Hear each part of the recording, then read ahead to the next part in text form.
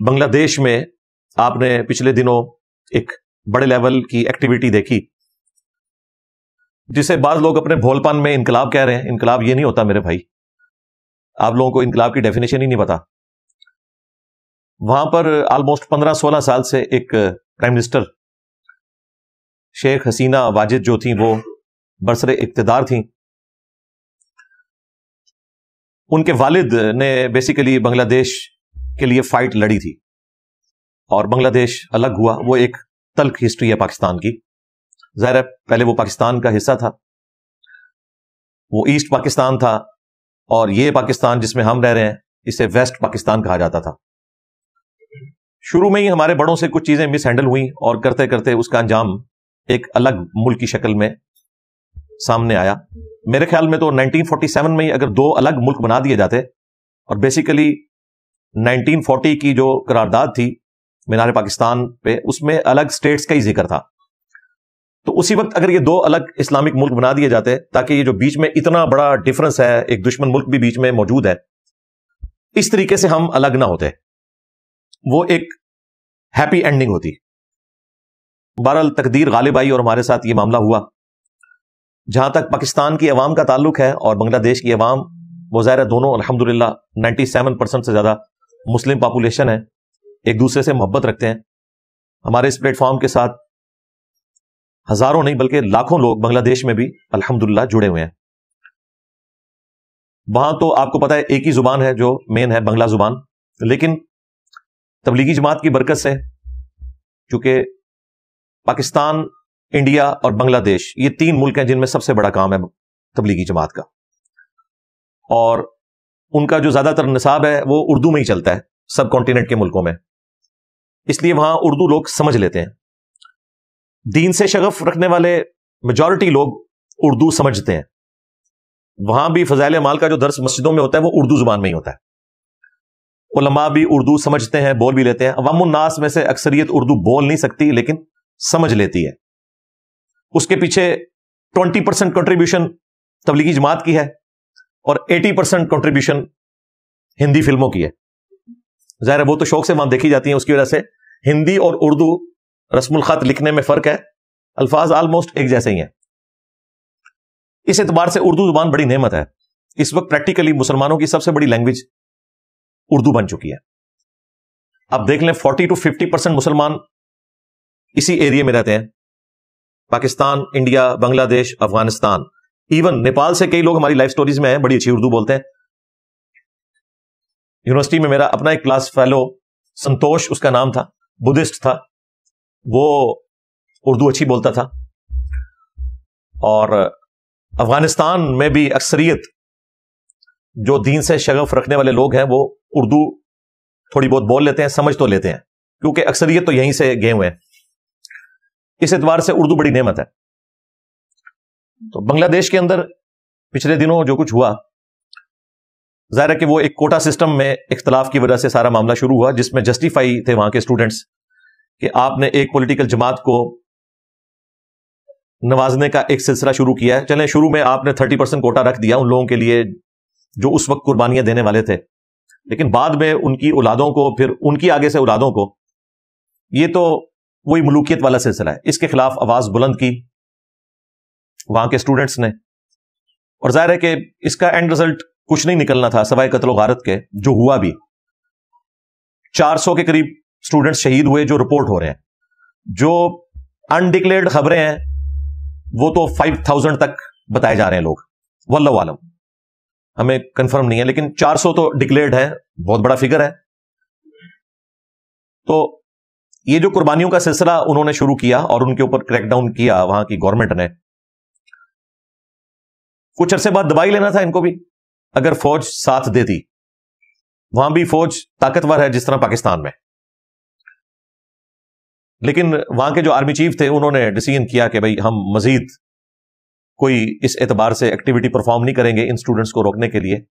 اور ظاہر ہے کہ جب آرمی ساتھ نہ رہے تو پھر پرائم منسٹر کیا کر سکتا ہے.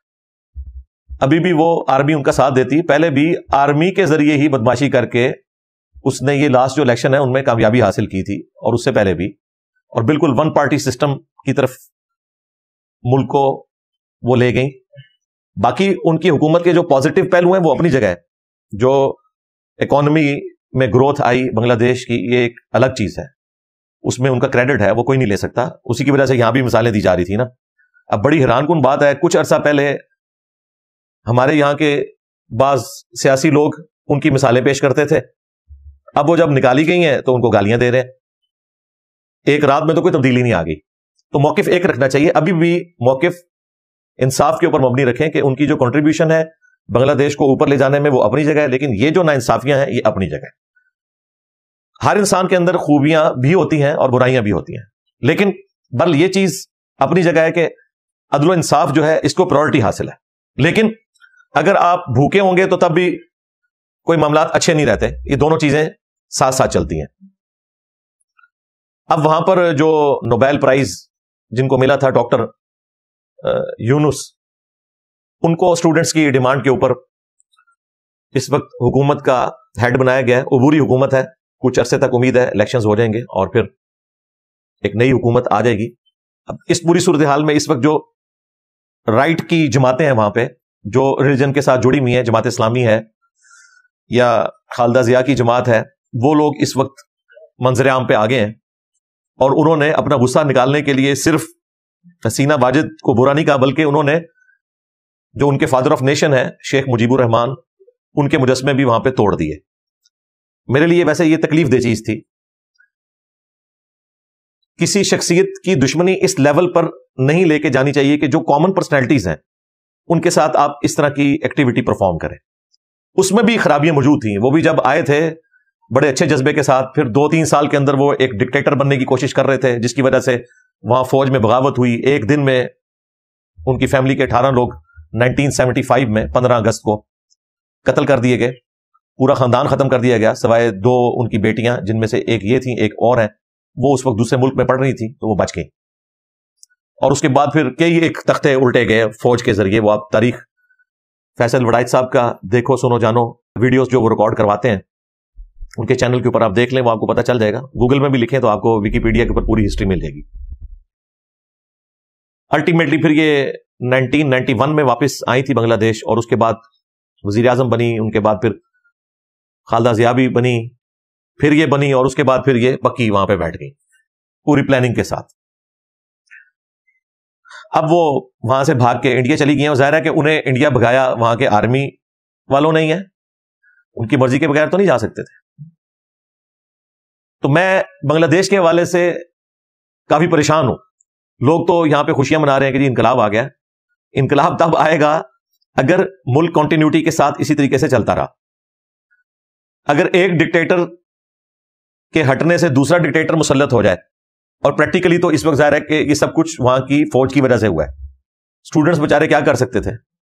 یعنی آپ نے دیکھا 9 مئی کو کئی اسٹوڈنٹس نکلے، کیا کر لیا انہوں نے؟ اس وقت اگر فوج ساتھ دیتی تو ظاہر ہے کہ وہ سب کچھ ہو سکتا تھا. تو اس لیے اتنے زیادہ بھی آپٹیمسٹک نہیں ہو جانا چاہیے بندے کو. ظاہر ہے کہ وہاں پہ فوج کی مدد سے یہ سب کچھ ہوا ہے. یہاں معاملہ الٹ ہے. یہاں بعض لوگ فوج کے خلاف کھڑے ہوئے ہیں اور وہ سمجھ رہے ہیں ہم انقلاب لے آئیں گے. انقلاب تو تب لے کے آئیں گے نا جب فوج ساتھ ہوگی. ظاہر ہے ان کے ہاتھ میں بندوق ہے، انہوں نے اتنے عرصے میں اپنے آپ کو اتنا اسٹیبلش کر لیا ہے. ہونا بھی چاہیے، لیکن ملک کے دشمنوں کے خلاف، اپنوں کے خلاف نہیں. اور اپنوں کو بھی چاہیے کہ وہ اپنی فوج کے ساتھ ایز اے ادارہ دشمنی نہ کریں، بلکہ اپنا اختلاف رائے رکھیں. پھر وہ لوگ جو خود اسی فوج کے ساتھ مل کر اپنے مخالفین کے ساتھ ظلم کرتے رہے ہوں اور آج مظلوم بنے ہوں، تو انہیں یہ سوچ کے صبر کر لینا چاہیے کہ ہمیں دنیا ہی میں سزا مل رہی ہے، شکر ہے آخرت میں سزا نہیں ملے گی. یہ میں ایک اصلاح بات کر رہا ہوں. ہمارے نزدیک تو وہ بھی غلط ہوتا رہا، آج بھی غلط ہو رہا ہے. آئندہ بھی کوئی کرے گا وہ بھی غلط ہی ہوگا. ہم دعا گو ہیں بنگلہ دیش کی عوام کے لیے کہ اس میں سے کوئی رزلٹ نکل آئے. یہ نہ ہو کہ اسٹوڈنٹس کو استعمال کر کے تو وہاں پھر اسٹیبلشمنٹ قابض ہو جائے اور پھر ایک کٹ پتلی کوئی وزیر اعظم لے آئے وہ، اور پھر اس طریقے سے آگے سلسلہ چلاتے رہیں. اللہ نہ کرے کہ ایسا ہو. لیکن فی الوقت ابھی صورتحال کلیئر نہیں ہے. ہم پر امید ہے کہ بہتری کی طرف معاملات جائیں، لیکن یہ جو کنٹینیوٹی ٹوٹی ہے اس کا نقصان بہرحال ان کی اکانومی کو ہوگا اگر دوبارہ سے اسی طریقے سے معاملات کو نہ چلایا گیا. کچھ عرصے کے بعد یہ ساری صورتحال کلیئر ہوگی کہ بنگلہ دیش کو اس سو کالڈ رجیم چینج یا سو کالڈ انقلاب کا فائدہ ہوا ہے یا الٹا نقصان ہی ہو گیا. یہ آنے والا وقت بتائے گا. بہرحال ہم دعا گو ہیں اپنے بھائیوں کے لیے، بہنوں کے لیے جو بنگلہ دیش کے اندر ہیں، کہ اللہ تعالیٰ ان کے لیے مستقبل میں عافیت والا معاملہ فرمائے.